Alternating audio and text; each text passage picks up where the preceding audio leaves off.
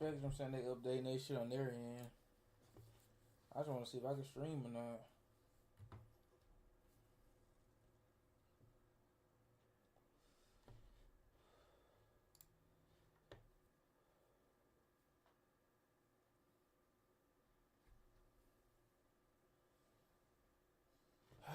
It's looking good.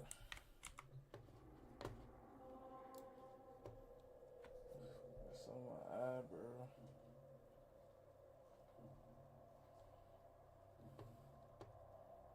Mobile defense. I do not feel like doing the mobile defense.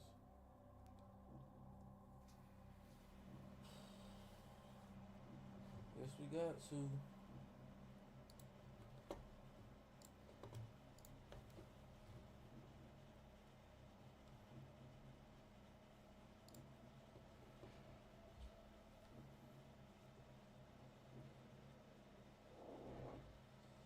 I guess the Wi-Fi back right, yo. Shit's dumb. This is a mobile defense mission. You must deliver payloads and defend a number of locations while I break into the network. Be prepared for heavy resistance. Fuck. I can't do this without you. Some explode when killed. We'll need to strike and move. Move and strike. We have to win this.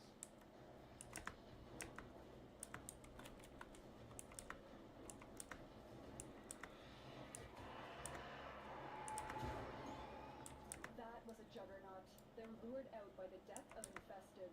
Lay low, it should go away, or amp up the fight to draw it out. We have got to find a terminal. Proceed and prepare.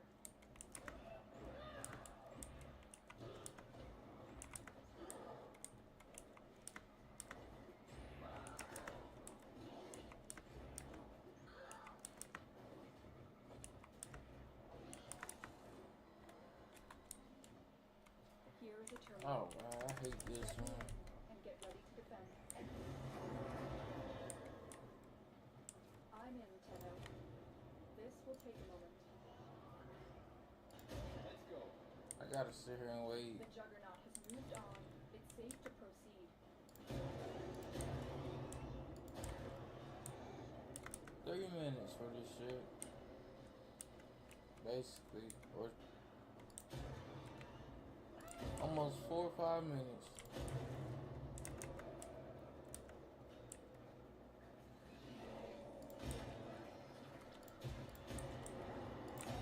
Stay focused. There's a heavy unit approaching.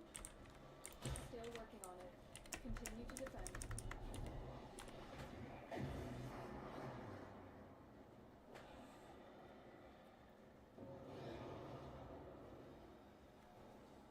I'll probably get me a 2K game in. After this.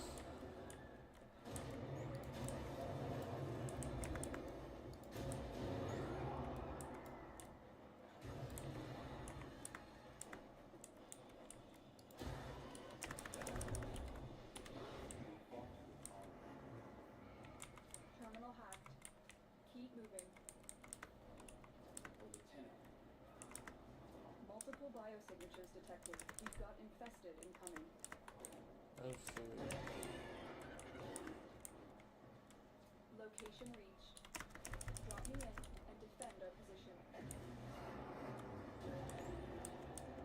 I'm in, Tenno. This will take a moment. I can literally probably sit here and just slow up a mission. I'm just trying to get nightmare mods or night wave, I guess.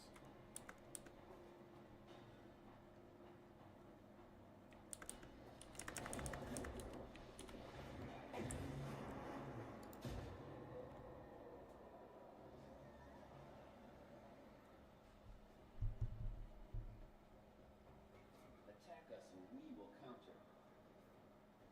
Still working on it. Continue to defend.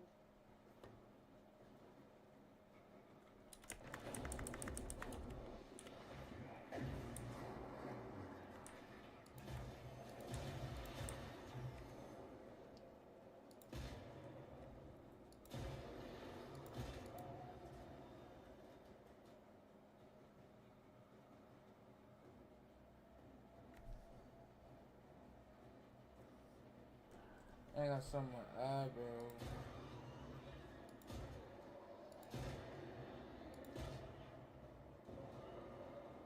All data logs indicate that there is an Orokin artifact somewhere here.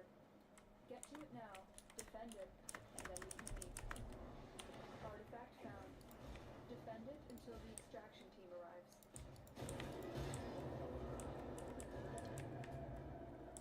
For the locust. I'm in, Tenno. This will take a moment.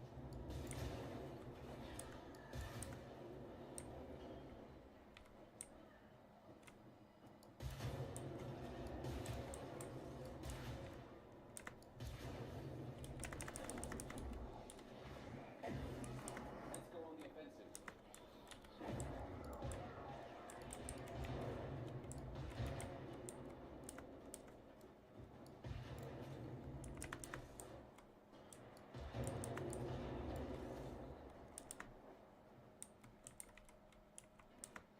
Still working on it.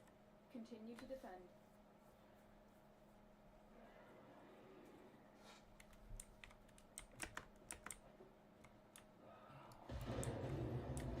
Stay focused. There's a heavy unit approaching.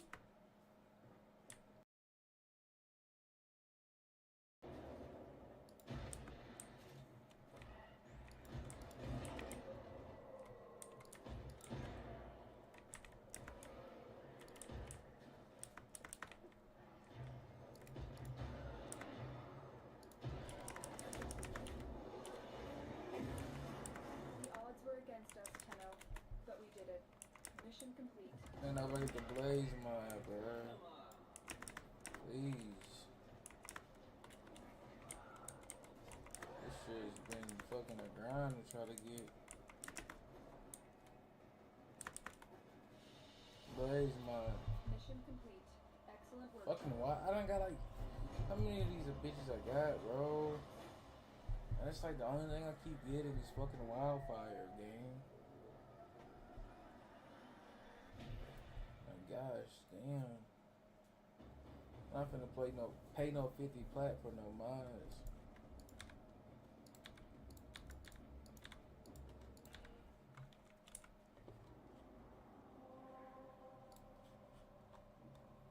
No void cascade. Weeklies. We got circuit. Could do circuit.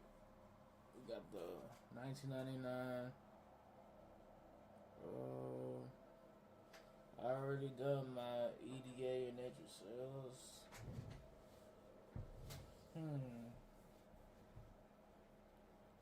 I don't know then. I do not know. I know what I want to check out though.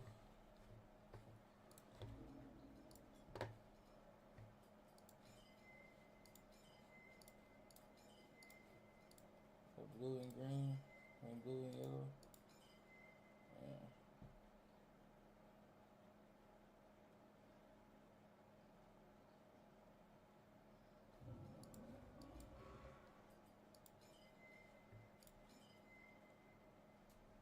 You don't even give it no more than 3? Oh, it's time for it, so I'm tripping. 2.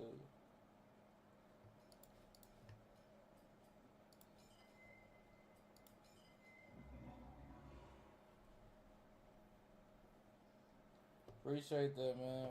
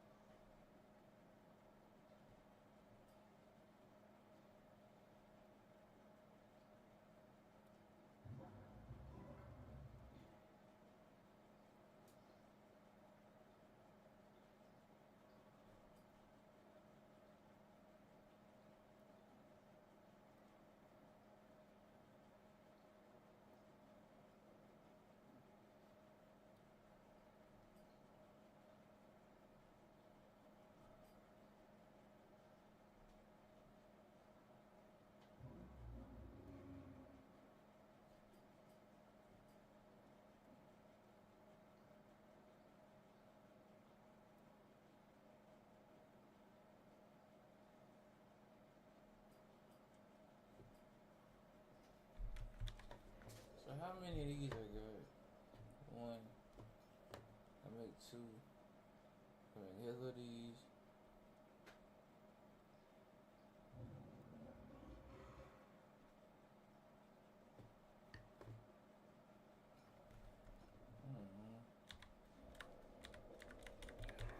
I can't even lie, chat. I don't even know what I want to do either. I had a good energy to play,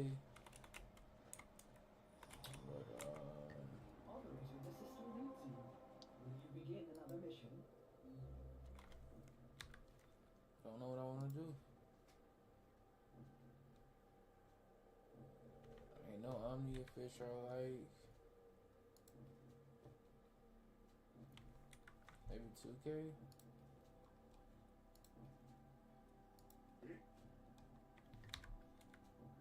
I don't even enjoy that. I don't even know shit.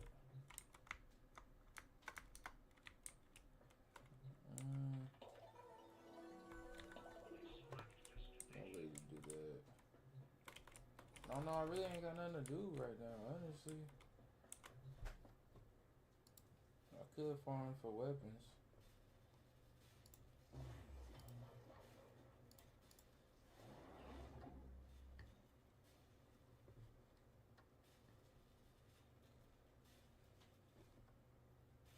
I might do some real jack shit, I guess. I don't fucking know.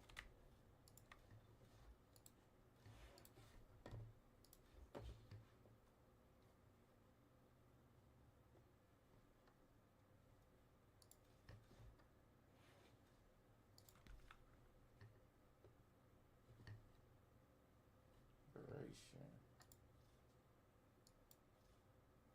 I'm finna just go look at Gal's build. Let me see something.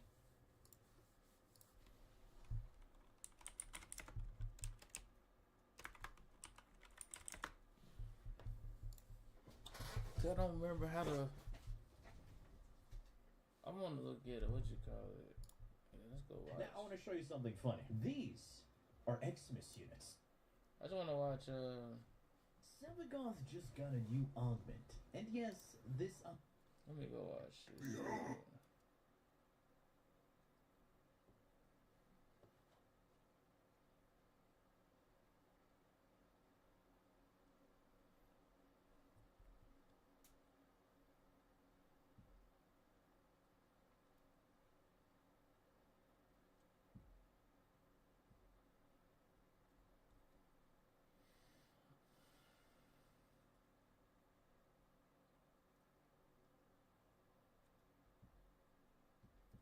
I'm trying to see his gal's build.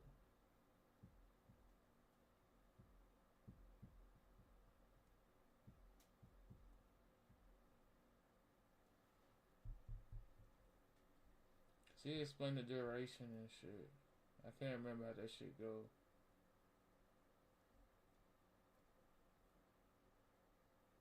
Man.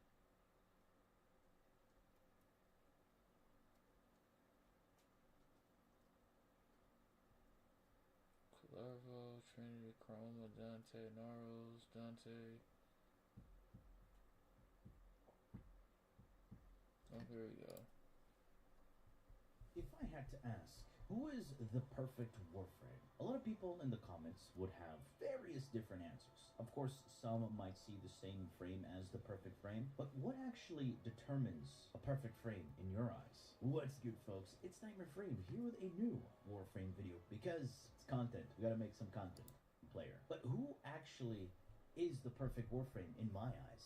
Well, it's Johnny Sins here. Now, for those wondering, why would you call Gus Johnny Sins? Because he's literally everything. He's a doctor. He's an astronaut. He's that teacher. He's that everything guy. This is why I think Gus is literally the perfect Warframe. All of his abilities are so synergistic with one another. His first three abilities affect his fourth ability, and his fourth ability also affects the other three abilities. The two synergize with the one synergizes with the three synergizes with the 4. You get what I'm saying? It's just so good. Usually, you would see Warframes with horrible animations. For example, Necros. Mirage. Her fourth ability really sucks when it comes to animation speed. Quite a few frames suffer from letting animations shine. And then when you look at those frames, they either run natural talent on their build or slot in 2 amber shards just to improve their animation speed. But Gus doesn't have to worry about that because currently he is the only Warframe in the game that gives himself casting speed with his fourth ability. That's insane. So let's take a look at this fourth ability right now. This ability is all about not letting animations shine and improving on them because it gives you casting speed, as I just said, attack speed, reload speed, fire rates. Like, that's insane. Not to mention, it deals some AoE damage, but it also improves the potency of his other 3 abilities. Do you understand why I call him a perfect Warframe? He just gets rid of all the flaws that other Warframes have. Ever since Gus was released, and they introduced the helmet system, I was that weird guy that said, he doesn't need a helmet. He's just too good. And it's true. When it comes to the loadout slots, this is my first loadout slot. The non-helmet Gus. Yes, I do have an entire Gus video where I go in depth about his kit, and they do have helmet builds in those. Literally the same frame, Gus Prime and Gus, same Warframe. But I'm going to talk about this specific build here today. And yes, this is a min-max Gus build, having all the little things that he needs to make his entire kit shine.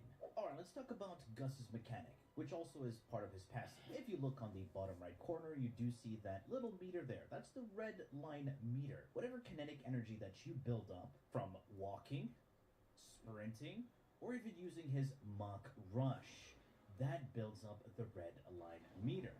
Bumping into enemies while using his Mach Rush builds it up significantly, because Mach Rush does have the small AoE explosion, so that also helps build up his red line meter. But notice, it doesn't go any higher, and can only exceed that red line threshold if you activate red line. Now, there's a percentage there, and this percentage is going down gradually. So if you're not doing anything, taking damage, or even just standing still, nothing happens. So you always have to keep on the move. And this is the one thing that people really hate, right? It's like, oh, I have to move around all the time, bump my, smash my face into the wall. I hate this Warframe, he sucks. Weird Warframe players. But if I use my Thermal Sunder heat variant, I lose my red line meter. But if I activate my Cold Sunder, I positively charge my red line. If I activate my red line, I have my second ability active. If I take damage, that also reduces my red line. Yes, I still get the damage reduction, but it's not going to be as strong because I'm losing that damage reduction as I'm losing my red line meter. So I have to keep on the move and keep my red line topped up. And once my red line hits 100%, I can just stand there, take no damage, unkillable. I mean, they can't really hit me right now because they're crowd controlled. But yes, I'm unkillable now, and I'm immune to every type of IPS damage, that's impact, puncture, slash, immune to heat damage, immune to cold damage, and immune to blast damage. But if I get hit with electric, toxin, magnetic, and gas, then yeah, I'm vulnerable. But here's a nice tip I would like to share with you. Remember what I showed and said, that if you use your heat sunder, you lose red line. But what if I tell you you can build up your red line, positively charge red line, by using the heat sunder? And it's not a hack, or it's not a exploit or anything like that. It's just by counteracting a certain mechanic. So think of it like this. Remember, if you mod for, let's say, Blind Rage or Transient Fortitude, corrupted mods. One reduces your duration and the other your efficiency. But if you put mods that add on to that negative stance, you're counteracting it quite a bit. For example, Transient Fortitude and Prime Continuity. Yes, you lose some duration, but you're counteracting that duration loss with Prime Continuity. So I can use my Heat Sunder, which functions like a corrupted mod, giving me damage, but reducing my red line. But I can also use my Mach Rush, which positively charges my red line. Let me show you how this works. As you can see, I'm positively charging my red line meter, right? If I use my Heat Sunder, I lose my red line. But watch this. It's going up, while also using Heat Sunder. Pretty good, right?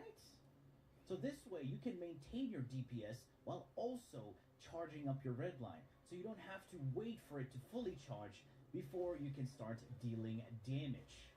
And now that it's fully charged, I can just spam my Heat Sunder like crazy and wipe out the enemies. At the same time, when you combine your cold and heat, you can armor strip. And now I'm dealing even more damage. Because when you activate Redline, you increase the potency and damage of the Heat Sunder. And the more you apply the Heat Sunder, the more it scales in damage. And the heat status effects scales even more when you apply more heat procs to it. And here's another nifty mechanic for those who don't know.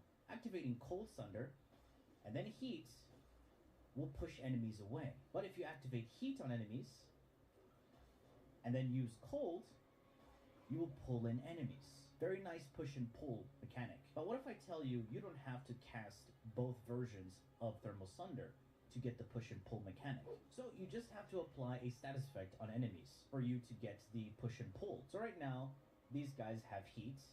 If I activate cold, I pull them in. If I use my epitaph that has cold and use heat, I can push them back. And this also works at full red line, because if you're at full red line and apply cold on enemies or heat on enemies, you can armor strip them without casting your ability twice. Now, if you ever use the mod Archon Vitality, that mod will double your heat damage. But then you'll see people saying, oh, but when you use your cold and then heat, you get blast. So that Archon mod doesn't do anything. It does. It actually improves on the damage, believe it or not. So the heat application that you apply applies twice. And for those who don't know, Heat Sunder and Cold Sunder leave a ring of damage that deals damage over time. And that applies to the enemies and is affected by Archon Vitality. At the same time, there's a thing called Blast Inherits, where applying a certain amount of procs from other sources will increase the damage. This was showcased pretty well with Dystopia when he took Gus and the Gaze Kit Gun versus level 9k. Something called Heat Inherits, where your heat damage and heat DOT will scale off the first applied heat proc. And that first applied heat proc needs to be a very massive heat proc, while also having a faction multiplier. You can get faction multipliers from various sources. Your relay buff, which gives you that 25% damage bonus, is a faction multiplier. Roar is a faction multiplier. Faction mods and Rivens are all faction multipliers. And yes, they greatly boost the damage of your abilities that deal damage and damage over time. Secondary weapons have the highest heat damage multiplier, and this of course increases the damage of your heat inherent damage over time. You can also do this with a primary, something like the Ogress. With Nightwatch Napalm, it makes Ogress into a massive heat primer because it leaves a patch of fire. And of course, I do have heat damage here, and Nightwatch Napalm scales off the heat damage coming from Hellfire. As you can see, we have heat damage, viral, and our faction damage mod. The Epitaph will give you armor strip because it applies cold. While at the same time, you can also get some heat inherent and blast inherent with the Epitaph. The Epitaph will offer even more damage scaling and more versatility, while the Dragon's while the Ogress gives you just pure heat inherent. So yeah, here you go. You can prime them with your Epitaph and get the armor strip. You saw how that was just insanely good with just one click. We got armor strip and they just died. And these are Steel Path enemy units, by the way. You have heat inherent, blast inherent, and armor strip with one click, because you're applying the faction multiplier with the heat along with the innate cold, which primes them with cold, so when you activate your Heat Sunder, it immediately armor strips, and then the multiplier coming from Redline and the bonus damage coming from your Archon Vitality will completely shred enemies. So this is a very nice combo that you can have. But since Gauss has a lot of fire rate, you might want to drop Anemic Agility, because sometimes you might accidentally do the fully charged shot, which I did. But let's show you how Gus works without any of these gimmicks. Just pure Gus, and how well he scales in Steel Path. Alright, here we are in Steel Path, and we're of course in the Lua Conjunction Survival. I'm going to show you how to deal damage with just Gus himself, and then we'll put in some weapons here and there. But the best part about this is that I won't be using any weapons to begin with. Yes, I'm in my scanner right now. When the enemies spawn, we're going to activate our second, fourth ability. There you go. Activate my third with heat. And notice, we're already going to start wiping the enemies early on. These guys are already dead. Just abilities alone. That's how good Gus is. And we have the Nautilus over here with Cordon pulling in enemies. Very nice utility. We're fully charged with Redline. We can use our Cold, then Heat to fully armor strip and destroy enemies. Look at that. Dead. Beautiful damage. These are just abilities alone. No weapons. No priming. Cold, freeze them. Oh yeah, I forgot to mention. If you use the Cold Thunder at max Redline, you will freeze enemies. He has everything in his kit. Movement speed. Animation speed increase. Let's not forget, he has utility with crowd control, armor strip, and ability scaling DPS. He's just a perfect Warframe. And yes, his Heat Thunder can scale into the millions to billions of damage, the more you stack and apply the heat damage. Alright, let's use our weapons now. Look at that reload speed. We don't have any issues. And Cordon is pulling in enemies just for us. This is a very nice, simple brain-dead synergy. If we want, add heats, crowd control them, and perform a little armor strip. Beautiful. Yet again, no helmet from Gus, and the Archon shards are all duration Tau Forge shards. These are the perfect shards that you want to put on Gus. Just go hard in on duration. Being on this side, let's have a look at that build. Corrosive projection in the aura. This is just to give me some small armor strip in the beginning so my red line has even better scaling. But at the same time, corrosive projection reduces the amount of red line you need before you can do the full armor strip combo with cold and heat thunder. Just really nice. And it's just a versatile aura. You see, I'm not full red line, and I was able to strip them. That's thanks to corrosive projection. Pretty nice, right? So this is why we also use corrosive projection. So you get that early armor strip. So they're primed with all that heat. Activate your thermal thunder. Boom. Range at 250%. All of this range is to increase the radius on my thermal thunder, which is increased to 30 meters, which is huge. And that's thanks to a rank 4 overextended, stretch, and auger reach. Notice I don't have a max overextended, because if I did max this, I would go to 99%, and I don't want that. I just want to be at base strength as much as possible. And I'm counteracting this negative strength with Umbral Intensify and Power Drift. Otherwise, you can go with Transient Fortitude and try to fiddle around, but I didn't want to do that. Duration is only with Primed Continuity, and of course the Tau Forge shards. All of that is giving me duration. Without that mod, I have 175%. Just not bad as well, but get that Primed Continuity and those Tau Forge shards, pretty juicy duration. With 230%, I get 69 seconds, nice, on red line and kinetic plating. And as you can see, I have no efficiency, nor do I have negative efficiency. Yes, he does get energy when he takes damage with kinetic plating on, but I also have Arcane Energize and Arcane Steadfast. This is so I can be a lot more careless and free with my ability casting. As you saw, I was spamming my Thermal Thunder like crazy, and I didn't have to worry too much with energy. And this is why I have both Energize and Steadfast. And finally, I have Archon Vitality. This is to increase the damage of Thermal Thunder, the Heat Thermal Thunder, because it doubles the heat damage. Especially if you have Redline fully maxed, your Heat Thunder and Archon Vitality are going to do insane amounts of damage. However, this is your flex slots. You can put whatever you want here. This is why it's unranked. Without this, you have 10 capacity. What that guy did, he got Augur, Rolling Guard. I don't like that build.